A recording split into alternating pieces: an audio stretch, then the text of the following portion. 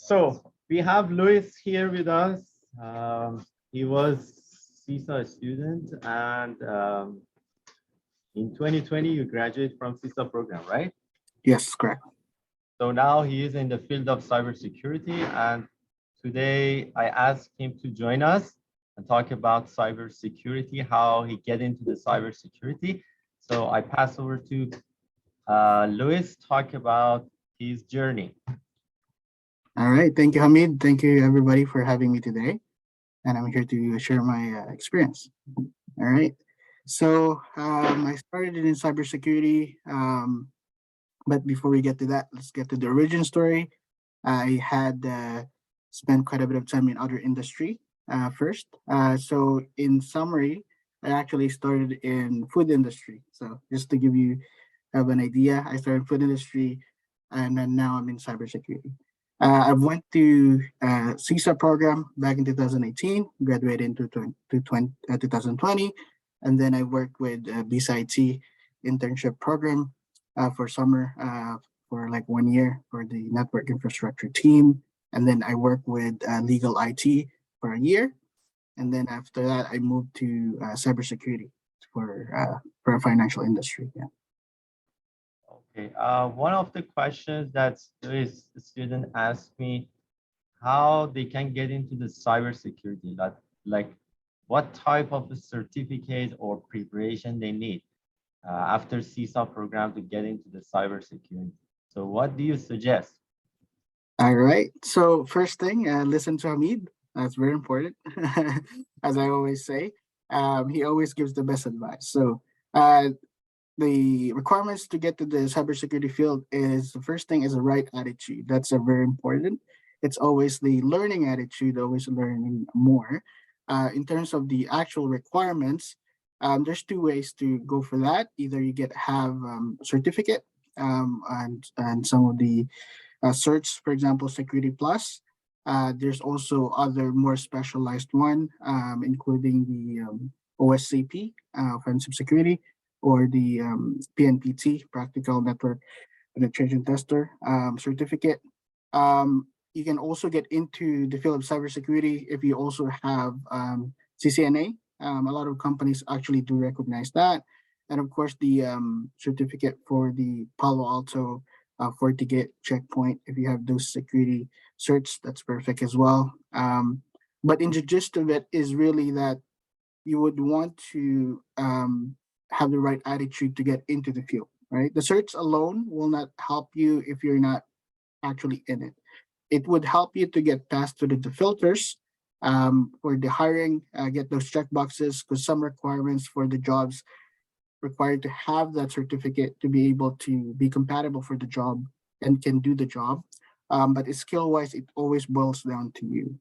And then, the home labs are actually a perfect way to get some kind of experience as well if you haven't been into cybersecurity in the past, and obviously studying what is in the market and then getting some knowledge on those technology as well. So you get the cert, you get the experience where you can acquire it via having a job or home labs. That's also important. And then the right attitude will actually get you in the right places. Okay, something that is obvious when the students applying for cybersecurity jobs, they don't have experience about cybersecurity. So like after finishing CISA program or any program, they need kind of experience, right? So how do you fill that gap? Like how did you get the cybersecurity job without having cybersecurity experience? All right, that's a good way. So there was no path laid out for me. So when they say there's no path laid out for you, then make one, right? That's a very important one. So as you can see, transitioning from BCIT to being intern in the summer program, and then going to the legal IT as an IT support. If you think about it, there's really no path for the cybersecurity and that really, because now you're dropping it as an IT support, right? So now when I was in that role, I can't really say, give me the IT cybersecurity position because that wasn't a position in that company. However, what I did was I took ownership into that role. So when I got into that role, I performed it at my very best, and then I conducted my daily duties as an IT support. But at the same time as well, while I was doing that, I started incorporating a lot of my security fundamentals and knowledge towards my daily role, right? So I learned that they had these tools for security. They have the next generation antivirus firewalls.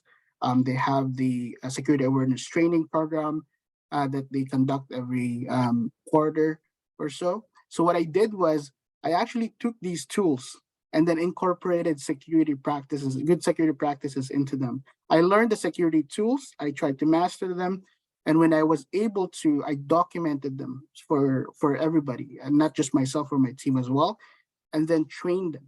So as you can see, when I went to this role, the security program or person is not actually there. There's nobody that is such role.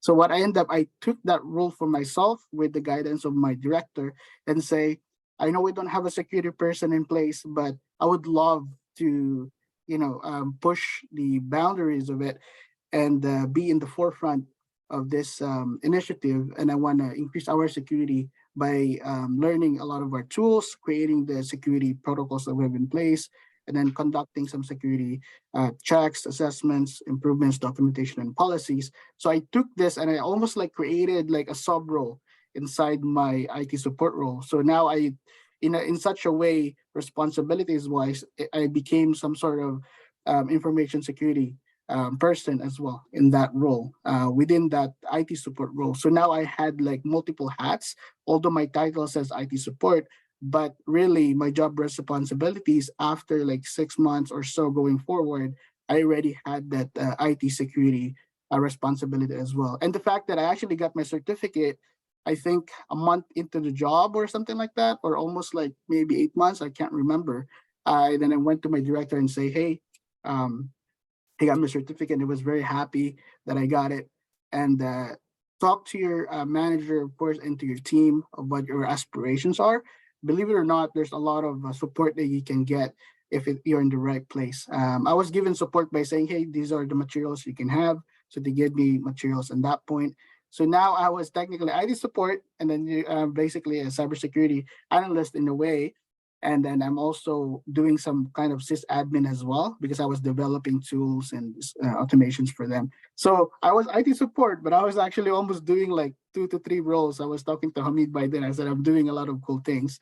And I took that and then loved it every day. And then after that, I gained a lot of experience from that. And then I applied to the role for the IT security specialist for the current job that I'm in now. And showcasing what I learned from my current workplace to that new workplace, plus the labs that I've been doing on my own time, all my experience for security as well, because I do love defensive security and offensive security, not just from work but also as a hobby. And I showcased that through my interview, and my current workplace saw that opportunity and that passion from me. So they offered me the role, and which I've been here now for almost 1 year and 4 months running. Okay, So I just made the path basically. yeah. So the thing is that I don't want to take your time, Luis, because I said only 15 minutes with you. So I open it to the student to ask a question. Sure. So if anyone wants to ask a question, uh, I just let them ask any question. So maybe they are typing. Okay. Yes, I know Danny. Uh, Yeah, he was a good friend. so any cybersecurity question. That was a good segue. But, I if you don't have a question, I actually have some stuff to bring up. Maybe that would be better. I mean, yeah, yeah. right. So if you're going to cybersecurity, there's a couple of things that you want to take down. I wish I can read off because I had a slide, but I'll just read them off. Um, See if you can research into these following technologies, right? Um, EDR, XDR, these are the new generation antivirus. Um, next generation firewalls, right, which you already have it in your course, vulnerability scanner management, and then you get the SIEM, which you already have it in your course. Take these into heart and then do some research on them, play around with them in your labs. Email security is a one thing as well. And then writing good reports, very important. Try to generate some reports yourself, and then make them your brand. This is something that I really learned from Hamid: is brand yourself, fix your resume. That's the first thing. Second thing is, make some brand for yourself via LinkedIn, create some GitHub repository. That's very important, and then make sure that you keep applying. Again, thing is, the job will not just come for you. Maybe for some of us, who are very lucky, the companies will go after them. But that's a very rare scenario, I think. And for you, you need to make your own path. So fix your resume. If you're not getting any call back, fix your resume. Get Hamid to help you out, or research it yourself. Be organized. Track the jobs that you're applying to. That's very important. You don't want to be answering a call and confuse what job is calling you. Make sure that you know who's calling you. And then the other thing is that just keep going, really. Keep applying and don't give up. And yeah, fix your resume. And labs, really, guys. Like, I can't stress it enough, but up to this day, I'm still doing labs and always doing labs. And that's something you can showcase in your job. Again, if you don't have experience, create your own experience, right? So one question, what would be the salary of expectation in cybersecurity, I guess? So you can give a range, like, oh, Lewis, I think you're muted. Sorry. I can't really give the range for mine, but I'll give you a range, average salary range for Canada. I actually Googled this last night. So according to salaryexplorer.com, the range, if you're less than 2 years, it can be around like 70 to 80 if you're like, less than 2 years of experience. It depends on the company you're applying as well. It might be 60 to 80. It depends that. And then after that, based still on Salary Explorer, 2 to 5, you're looking at 81 to 100. If you're like 2 to 5 years experience. And then after that, 5 to 10, you can go from 100, I believe, to 142. That's the range. But yeah, you're going to be sitting around 60 to 80 when you're beginning, around that area. Of course, it's more than network administrator and system administrator, right? Yes, and that also depends on the company too, because some companies depends on what kind of company you're applying to, but yes, most likely. So another question, what does a normal day in your job look like? All right, so I logged in, I monitor our environment, I look for alerts. That's the first thing that we do. And then we act on those alerts based on the category or severity, right? If they're very important, we need to make sure that we investigate them right away. And then meetings, that's also part of your day. And then you get follow-ups, vulnerabilities, you always review them quite often. And then you assign people to work on them. And then you also do a lot of security research, right? Threats are evolving, so you should always be evolving as well. So I write security reports, recommendations as well, and procedures. And then we always improve our tools very often. And then communication is a lot of it every day. So we always communicate with a lot of team. We always work with them, right? Security is not just concentrated in one department. Security is everybody's responsibility. Despite what we believe in the beginning, when you're starting, but security is actually involves people, right? Process and then technology, right? You need to put those three together. I learned it from work. And yeah, so you always need to work with those three things. All right, so there's a question. It says, do you use ChatGPT at your job to write reports? Is it allowed? All right, so first thing, there's confidentiality at work. You don't want to use tools that are outside of your allowed programs. So you always need to follow your company's policies, right? Also, ChatGPT, you can't use them at work and I don't use them at work just because it's not allowed to use them because you're sharing data to ChatGPT when you're at work. So can't use them. We don't use them. And as far as I know, if you ever want to use them at work, I always make sure that you run it by your security team. But most likely for other companies, I can't speak for them, but I don't think so. They use them. But for your own learning, for your own home labs, maybe you can use them. How long did it take to get your first job? I believe when we graduated, I got the job in October. After graduation, same year, I got the job in October. I also purposely did some break. I took a break as well just to relax.